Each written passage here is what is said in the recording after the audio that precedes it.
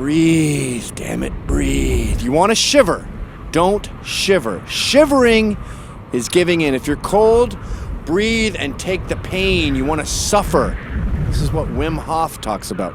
Wim Hof is in Poland right now, freezing his ass off, teaching other men how to survive the cold. And Scott Carney went there to expose the fraud as a liar.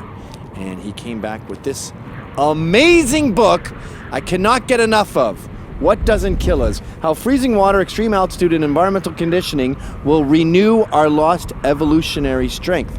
Basically, he's not a fraud.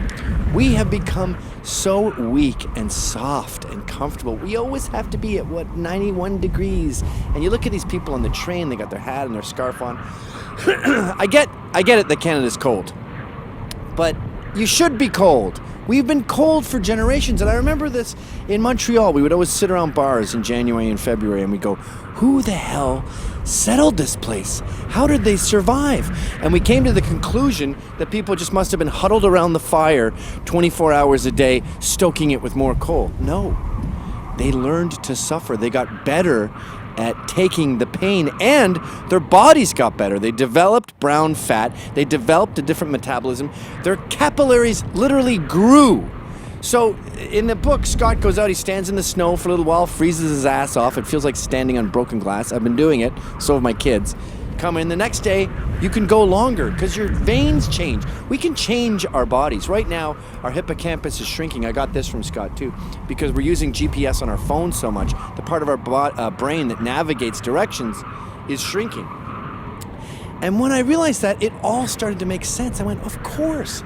They didn't sit around huddled in the fire. In Montreal, they walked down the street. In the Midwest, they just took the pain. Their bodies were better at fighting the cold. We used to be able to handle this. I mean, look at the Indians. They only had moccasins. They didn't have Gore-Tex. You take 2 steps in wet snow, bang, you got 2 soakers. They just took it. You know who the first words the Pilgrims heard from an Indian? I think his name was Samoset. He was an Algonquin. And they roll up in the boat, freezing January day, blistering winds, and he says, without an accent, he says, hello, do you have any beer? They didn't have beer, they had brandy. But they were struck by the fact that this Indian was just wearing a loincloth and little mucklucks. And that's about it. Just blistering wind on his hard, pointy nipples. He's beet red. That's probably how they got the name Redskin, because they were freezing. Just taking it. He wasn't cold, and a lot of the Indians would do this back then. They'd put their kids in snowbanks and let them get used to the cold. And I've noticed this just from reading this book and doing these snow exercises. The author Scott will roll around in snow all the time. We can learn to develop a better tolerance to cold. And I'm not talking about just up here in your mind. It's physical changes you can do in your body. And this is relevant because this should apply to everything.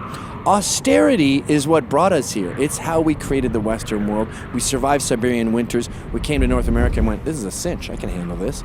That's what we have to get back to, because all this self-indulgence and weakness is making us fat.